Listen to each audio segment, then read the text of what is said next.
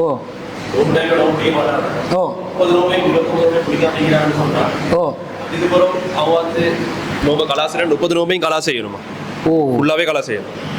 அதாவது அவர் என்ன கேட்கிறாருண்டா, பால் ஊட்டும் தாய்மார்கள் அவங்க நோன்பு கலா செய்யறதாக இருந்தா 30 நோன்பையும் அவங்க கலா செய்ய வேண்டி வருமா அப்படின்னு கேட்குறாங்க. 30ஐயும் விட்டுறாங்கன்னு வைங்களே, கலா செய்யணுமாண்டு.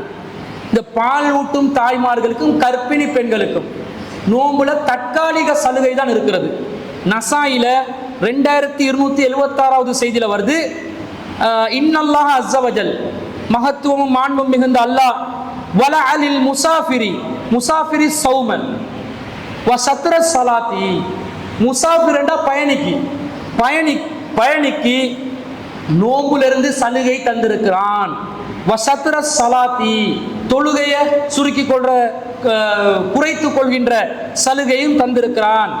வஅனில் ஹுபுலா வல் முர்லிஇ, கர்ப்பிணிகளுக்கும் பாலூட்டும் தாய்மார்களுக்கும் இந்த சலுகை உண்டு என்று சொல்கிறார்கள் ரசூல் ஸல்லல்லாஹு அலைஹி வஸல்லம். அப்ப என்ன வருது? பாலூட்டும் தாய்மார்களும் கர்ப்பிணி தாய்மார்களும் பயணிகளுக்கும் என்னது? நோம்ப தற்காலிகமா விடுறதுக்கு சலுகை. நிரந்தரமா விடலாமா? பயணி நிரந்தரமா விடலாமா? விட முடியாது. பயணிக்கு என்ன சட்டம்? ஃபமன் கான மரீலன் அவ் அலா சஃபரின் ஃபஇத்தத்துன் மின் அய்யாமின் உஹர், உங்கள நோயாளிகளாக இருப்பவர்கள், பயணிகளாக இருப்பவர்கள் வேறு நாட்களில் நோன்பு நோற்றுக்கொள்ள வேண்டும். பயணிக்கு வேறு நாட்கள் மாதிரி இங்க 3 பேர் சலுகை அளிக்கப்படுறாங்க. யார் யாரு? பயணிகள், கர்ப்பிணி தாய்மார்கள், பாலூட்டும் தாய்மார்கள். அப்ப கர்ப்பிணி தாய்மார்களும் பாலூட்டும் தாய்மார்களும் பயணிகளை போன்று வேறு நாட்கள் என்ன செய்யணும்? நோன்பை நோக்க வேண்டும். சில பேர் என்ன பண்றாங்கடா, கர்ப்பிணி தாய்மார்களும் பாலூட்டும் தாய்மார்களுக்கும் நிரந்தர சலுகை பத்துவா கொடுக்குறாங்க. நிரந்தர சலுகை பத்துவா கொடுப்பதற்கு எந்த முகாந்திரமும் இல்லை, எந்த ஆதாரமும் இல்லை. அவங்க சலுகை பெறுவதற்குரிய ஹதீஸே இது ஒன்று மட்டும்தான். இந்த ஹதீஸ்ல ரசூலுல்லாஹ் முசாஃபிரையும் சேர்த்துட்டாங்க, பயணியையும் சேர்த்துட்டாங்க. பயணியையும் சேர்த்துட்டாங்கன்னா என்ன அர்த்தம்? பயணி வேற நாள்ல கலா செய்யணுமாய், இவங்களும் கலா செய்யணும். 30 நோன்பை விட்டா 30 நோன்பையும் கலா செய்யணும். 15 நோன்பை விட்டா 15 நோன்பையும் கலா செய்யணும். கர்ப்பிணி தாயும் கலா செய்யணும், பாலூட்டும் தாயும் கலா செய்யணும். இப்ப என்ன பண்றான் ஒருத்தன், 2 வருஷத்துக்கு ஒருக்க புள்ள கொடுத்து கொண்டே இருக்கிறான் பொம்பளைக்கு. அவ புள்ள கர்ப்பிணி ஆகிறதும் பால் கொடுக்கறதுமாவே அவட 10 வருஷம் போகுது. கிட்டத்தட்ட 30 10 300 நோம்பு தொலைஞ்சி போச்சு அவட வாழ்க்கை. கணவன்மார்களும் கொஞ்சம் யோசிக்கணும், மனைவிமார்கள்ட்ட நிலைமைகள் எல்லாம் என்னன்றதை கொஞ்சம் யோசிச்சு பார்த்து அந்தந்த சமாச்சாரங்களை புள்ள பெற்றுக் கொள்றதெல்லாம் பார்த்து கீத்து செஞ்சு கொள்ளணும். அது தப்பு கிடையாது. இவ தான் நோம்பு நோட்கணும்.